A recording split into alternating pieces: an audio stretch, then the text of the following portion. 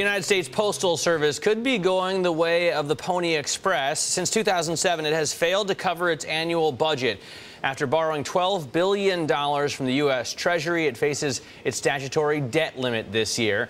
So what does this mean for the future of the country's second largest civilian employer? It's the cover story of this week's issue of Bloomberg Businessweek on newsstands today. For more on that, we're joined by Josh Tyrangiel, editor of Bloomberg Businessweek. Good morning, Josh. Thanks for joining us. My pleasure. So the post office delivers 40% of the entire world's mail, and they're losing money. What's the deal? Well, the problem is, it's a good proxy for the post office, a good proxy for the federal government, and that's kind of why we did the story. So the post office spends 80% of its annual budget on salaries and benefits, and its revenue stream chiefly is first-class mail.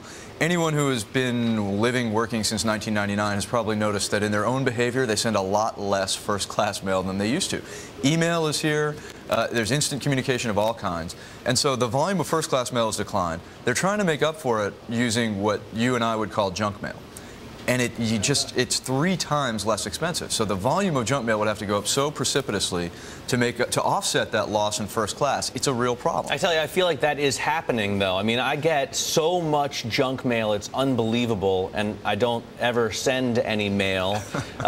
Why don't they just jack up prices, like, drastically? Who needs the mail? Well, they have been jacking up prices. The other thing is that for a little while during the boom years, all sorts of credit card companies, banks would be flooding the system with junk mail because they were trying to get people to take what we now know were probably irresponsible loans. Well, that business disappeared. And so what's left is this great American tradition. I mean, it is the one way that most people interact with the federal government every day.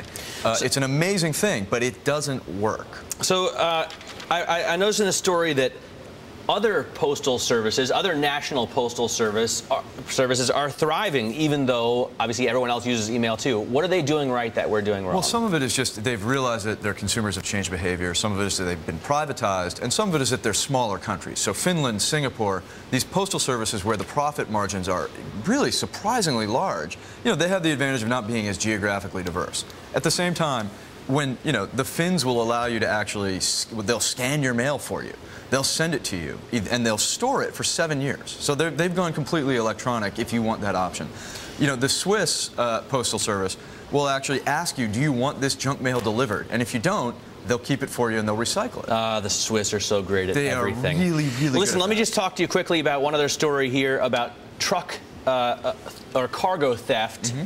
I'm sure it wasn't intended to do this, but it makes me want to change careers. It sounds pretty awesome. You can get 100 times more stealing a truck than you can in a bank. It's true, and we did actually write this so that you would change careers. It's a subtle message, but we printed it for you just because we knew that would happen. Well, it's an awesome story. I recommend checking out this edition of Bloomberg Businessweek. Josh, thanks for joining us. Take a